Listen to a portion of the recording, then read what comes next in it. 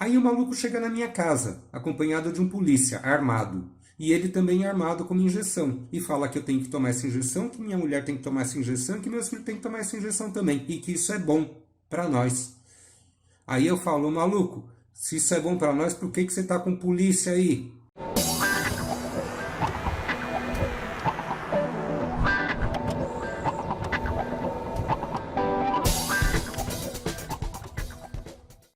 Meu nome é Osmar, eu sou da equipe Focus Ensino e hoje nós vamos falar do governo do Rodrigues Alves e do Afonso Pena e ainda dar uma palhinha do Nilo Peçanha. Tá? Você se lembra que no vídeo anterior o Campos Salles solidifica ali a chamada política café com leite e indica o Rodrigues Alves para presidente e o Afonso Pena para vice-presidente. Eles vão cumprir esse mandato e o Rodrigues Alves vai indicar o Afonso Pena, que era seu vice-presidente, para presidente e o Nilo Peçanha para vice-presidente. Então vamos lá. O Rodrigues Alves, ele assume de 1902 a 1906, ele teve 93% dos votos. Tá? O segundo colocado foi o Quintino Bocaiúva. Lembra do Quintino Bocaiúva lá do começo? Depois, quando o Rodrigues Alves indica o Afonso Pena teve aí praticamente a totalidade de votos. Sabe por quê? Porque sabe quem concorria com ele? Ninguém, cara. O Afonso Pena foi candidato único. Você acredita nisso? E aí ele teve lá 280 mil votos ainda, mas se tivesse um voto ele seria eleito. E o Afonso Pena assumiu de 1906, seria até 1910, só que ele faleceu em 1909 e assumiu o vice, que era o Nilo Peçanha, nesse período de 1909 até 1910. Então nós vamos ver esses dois períodos aí, com 3 presidentes, de 1902 até 1910. Bom, o Rodrigues Alves ele era presidente do estado de São Paulo, já tinha sido ministro algumas vezes, você viu lá atrás. Ele ainda vai ser depois secretário da presidência do Afonso Pena. Afonso Pena, que já tinha sido presidente de Minas Gerais, que vai ter como vice lá na frente o Nilo Peçanha, que já tinha sido presidente do Rio de Janeiro. Aí dá uma quebradinha aí um pouco na oligarquia Minas-São Paulo. Ministro da Guerra do Afonso Pena é o Hermes da Fonseca, que depois também vai ser presidente, com apoio do Venceslau Braz, que vai ser o vice, mas também depois de vice, o Venceslau Braz também vai ser presidente. O que eu estou querendo dizer é o seguinte, você quer saber quem vai ser o próximo presidente? Dá uma olhada no panelão ali, quem está circulando por ali, que vai ser o nome daqueles que estão aí nesse grupo, tá bom? O ministro das Relações Exteriores é o José Maria da Silva Paranhos Júnior, que é o Barão do Rio Branco, que nós vimos ele no governo Campos Salles, resolvendo uma questão diplomática aí, você lembra do território do Amapá. Ele vai estender aí esse ministério por vários governos, tá? Ele vai ser ministro das Relações Exteriores no governo do Rodrigues Alves, do Afonso Pena, do Nilo Peçanha e também no outro governo que vai ter lá na frente, do Hermes da Fonseca, ele vai então sempre ocupar essa função. É um cara muito interessante, é interessante você dar uma olhada aí nessa figura, o Barão de Rio Branco, prestou muito serviço para o Brasil, um cara muito importante aí nesse período. E ele foi consolidador aí das fronteiras brasileiras, além do Amapá, de Palmas, que é ali na junção Paraná e Santa Catarina, do Acre, né, com relação à Bolívia, e também aqui os limites territoriais do Brasil com os vizinhos, né, com o Equador, com o Peru, com Colômbia e com o Uruguai, através de um acordo chamado Lagoa Mirim. Além disso, ele desenvolveu embaixadas, a principal nos Estados Unidos. E além do Barão de Rio Branco, eu quero apresentar para vocês aqui nesse vídeo duas outras figuras que vão ser também de muita importância daqui para frente. Um é um médico sanitarista chamado Oswaldo Cruz, que vocês já devem ter ouvido falar, que é um cara que foi formado na França e vai ter uma colaboração muito grande no Brasil. O outro é o Conde Francisco Matarazzo, que é um imigrante italiano. Francisco Matarazzo, ele é avô da Maísa, cantora, né? Que é mãe do Jaime Monjardim, que é diretor de produção, que se casou com a Fernanda Lauer, que é produtora.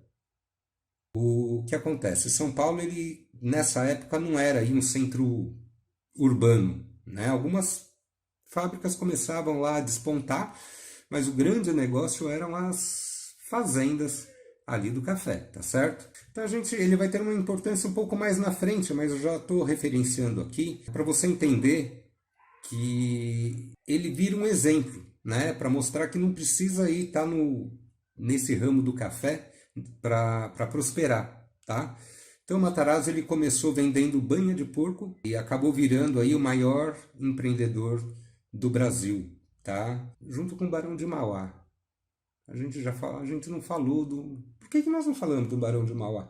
Bom, a gente não falou do Barão do Mauá porque o Barão de Mauá é mais atrás desse período que a gente está falando, né? A referência dele é mais lá no Império, mas também procura saber do Barão de Mauá, que também é um grande empreendedor. Mas o Matarazzo, ele foi dono do maior complexo industrial da América Latina do início do século XX. O homem mais rico do Brasil, o sexto maior do mundo, chegou a ser na época, e com uma fortuna estimada em 20 bilhões de dólares. Então, o que acontece, cara? A riqueza que era produzida por suas indústrias, que eram 364 indústrias, ultrapassava o PIB de qualquer estado brasileiro, menos São Paulo. Então, tirando São Paulo, qualquer outro estado brasileiro tinha um PIB menor do que a riqueza produzida por suas empresas. Então, São Paulo estava começando ali a engatinhar, dar os primeiros passos ali na diversificação da sua economia. Nós tivemos aí em 1905 e em 1906 greves. Em 1905 foi a greve dos portos do Rio de Janeiro e de Santos. Em 1906 uma greve de ferroviários. Depois lá na frente a gente vai ter uma greve geral. Mas vamos falar agora propriamente do governo do Rodrigues Alves, tá? O Rodrigues Alves entra na presidência com um plano de modernização do Rio de Janeiro. O Campos Salles, o antecessor do Rodrigues Alves, visitou a Argentina quando era presidente, mais especificamente Buenos Aires, e ficou maravilhado com o que ele tinha visto lá. Cara, a Argentina, naquela época, era uma das maiores economias do mundo. É verdade, é verdade. Tinha um PIB per capita que era o maior da América Latina e que era quase 50% ou mais de 50% do PIB per capita brasileiro. E tinha lá uma arquitetura que deixou o Campos Salles ali realmente maravilhado, comunicou isso ao Rodrigues Alves, e o Rodrigues Alves entendeu que precisava modernizar o Rio de Janeiro, transformar o Rio de Janeiro numa espécie de Buenos Aires, para atrair a visita de estrangeiros. Só que o Rio de Janeiro daquela época, apesar de terem sido feitos vários benefícios desde a chegada do Dom João VI, o Rio de Janeiro tinha ali já uma superpopulação. Tinha lá um acúmulo de lixo, muitos cortiços, favelas e uma proliferação muito grande de epidemias. Peste bubônica, varíola, febre amarela, tudo isso matava muita gente. Então, era preciso fazer um saneamento além dessa modernização da cidade. E aí o Rodrigues Alves incumbiu o prefeito do Rio de Janeiro para tocar essas obras. E o médico sanitarista Oswaldo Cruz para resolver a questão do saneamento do Rio de Janeiro. Com relação às obras públicas, passa a surgir aí aquela que ficou conhecida como a Cidade Maravilhosa, né? Com uma arquitetura aí renovada, com avenidas largas, com redes de esgotos, bondes, né? E a luz elétrica substituindo aqueles antigos lampiões de gás. Só que para fazer isso, ele desapropriou muitas casas, casebres, né? do pessoal ali mais pobre, cortiços e casas, para que pudesse realizar aí a construção de estradas e de obras públicas, né? E na época era bem complicado essa questão de desapropriação. Ou para o governo era muito simples, né? Era complicado para quem tinha aí as casas. Ele simplesmente desapropriou e mandou essas pessoas para onde? Para o morro, né? E aí começa a crescer e as favelas que já eram ocupadas passam a ser ocupadas mais ainda. E pelo lado do saneamento, Oswaldo Cruz adotou métodos ali como isolamento de doentes, né, notificação compulsória de casos positivos, a captura de vetores, que eram mosquitos, ratos, pulgas, baratas, e a desinfecção das moradias. E ali em 1904, ele promoveu a vacinação em massa da população. O problema é, cara, que eles não fizeram nenhuma divulgação, não fizeram a propaganda disso, né? Então os caras iam na sua casa para te obrigar a tomar uma vacina, que os caras nem sabiam o que era, né? Ninguém estava acostumado com vacina. Daí era uma coisa super estranha, né? Ou se falar que o cara ia ter que tomar alguma coisa para prevenir que ele tivesse alguma epidemia. Para piorar, os jornais lançaram ali uma campanha contra isso, né, contra a obrigatoriedade. Entendiam que as pessoas tinham que ter a liberdade de querer ou não tomar a vacina. O Congresso fez protestos, né? Foi realizada aí a Liga contra a Vacinação Obrigatória. Foi um reboliço. Estourou ali uma rebelião popular e a Escola Militar da Praia Vermelha se levantou contra essas medidas do Oswaldo Cruz e teve que suspender ali a obrigatoriedade da vacina, né? Mesmo assim, em 1907, a febre amarela foi erradicada, né, no Rio de Janeiro. Em 1908 teve ali uma nova epidemia de varíola, mas a própria população procurou aí os postos de vacinação. Esse levante dos militares da Praia Vermelha, junto com a população e mais a imprensa e o Congresso contra essas medidas, é o que ficou conhecido como a revolta da vacina. Essas manifestações renderam aí algumas mortes, contam aí que 20 mortes e pessoas presas e que foram mandadas para o Acre, porque isso era meio que comum naquela época. E essa questão é a que ficou mais aí conhecida do governo do Afonso Pena. Então, o prefeito do vestibular vai cair. A revolta da vacina, com certeza, e essa questão da modernização do estado do Rio de Janeiro. E também pode cair alguma coisa referente ao Acre, que foi nesse governo que houve a resolução dessa questão da fronteira do Acre. O que acontece? O Acre pertencia à Bolívia, só que tinha muitos brasileiros no Acre. Você lembra? A gente começou a falar lá atrás, começava o ciclo da cana ter um vigor maior, né, no começo do século, e tinha muitas seringueiras, né, tanto no Amazonas, naquela região norte, e também ali no Acre. E o Acre pertencia à Bolívia, mas tinha muitos brasileiros na Bolívia. E o nosso amigo aí, o Barão de Rio Branco, ele conseguiu, na diplomacia, ali anexar ao Brasil o território do Acre, e o Brasil prometeu ali a construção de uma ferrovia, que só ficou pronta em 1910. Mas, de qualquer forma, o Acre passou a fazer parte do território brasileiro, e através de um tratado, vai ser colocado aí o nome do tratado, é bom colocar e é bom você memorizar, porque isso também cai bastante no vestibular. E aí, ao final do mandato, o Rodrigues Alves assina o Convênio de Taubaté, junto com os presidentes de estado de São Paulo, Minas Gerais e Rio de Janeiro. O presidente de estado do Rio de Janeiro, inclusive, é o Nilo Peçanha, que no outro mandato vai ser vice do Afonso Pena. O Convênio de Taubaté, ele estabelece que as oligarquias não vão ter prejuízo de forma alguma com o negócio do café, porque os governos vão intervir, se for o caso, e vão, se os preços caírem, eles subsidiam, se as exportações caírem, eles compram o excedente.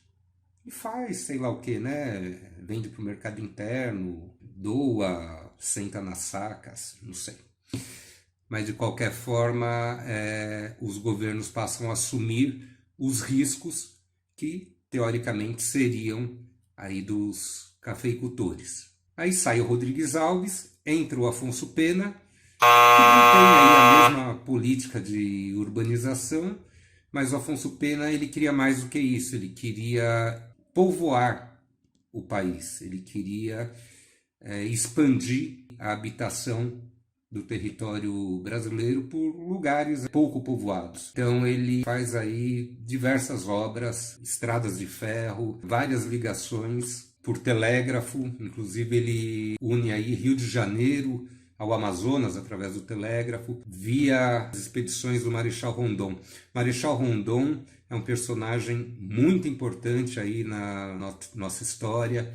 É uma espécie de bandeirante do século XX, mas um bandeirante da paz, de conciliação com os povos indígenas. Mais para frente a gente vai falar um pouco mais sobre ele, mas é bem bacana você dar uma pesquisada. A gente tem aí figuras muito bacanas aí na nossa história que às vezes a gente desconhece. Marechal Rondon é um desses caras. E o Afonso Pena também manda o Rui Barbosa lá para Holanda, em Haia, que vai ter lá uma conferência da paz, e o Rui Barbosa faz um discurso ali memorável, considerado o melhor discurso de todos os líderes mundiais. O Rui Barbosa é uma outra figura muito importante para a história, a gente vai ainda falar sobre ele, e ele passa a ser aí um orgulho brasileiro depois dessa conferência. Ele é considerado aí, você já deve ter ouvido falar, o Águia de Haia. Aí lá em 1907, o Afonso Pena enfrenta lá uma greve geral em São Paulo e o Brasil começa a lidar com uma coisa nova, que é o trabalhador urbano, o trabalhador aí das indústrias.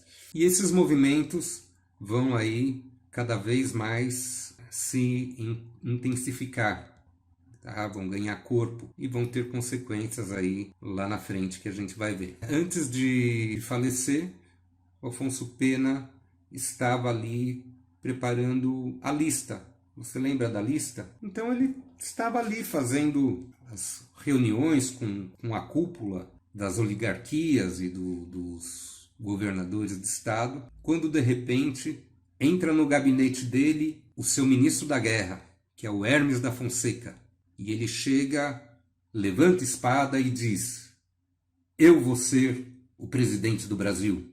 Mas esse capítulo a gente vai ver no próximo vídeo, porque tem muitos detalhes que você não viu no currículo escolar e que cai bastante no Enem. E é muito importante que você entenda direitinho como que foi esse processo. Mas fato é que o Afonso Pena morreu sem ter feito a sua lista. E aí assume o Nilo Peçanha. O Nilo Peçanha é o primeiro presidente negro da história do Brasil, ou como se dizia, um mulato. Cara, ele próprio negava isso, porque naquela época o racismo era muito mais escancarado do que é hoje, e ele sofreu bastante com isso. Jornais publicavam aí charges que o desqualificavam pelas origens que ele tinha, um negócio maluco. Mas ele fez aí um governo bastante interessante. Pouco tempo que ele teve aí, 1 ano e meio, né, de mandato, ele criou aí o Serviço de Proteção aos Índios, né, com grande colaboração do Marechal Rondon, que nós falamos, que foi um órgão que antecedeu a FUNAI, que existe até hoje. Também criou a Escola de Aprendizes, né, que é precursora das escolas técnicas que a gente tem hoje. E por isso ele recebeu aí o título de patrono da educação profissional brasileira. E bom, ele deu Continuidade, não mudou muito aquilo que o Afonso Pena estava fazendo. Chegou a hora da lista, de novo. O Afonso Pena não tinha feito essa lista. Nós vamos deixar essa lista para o próximo vídeo para você entender. E se você gosta de treta, vai ter muita treta no próximo vídeo, que nós vamos falar do Marechal Hermes da Fonseca. Até mais!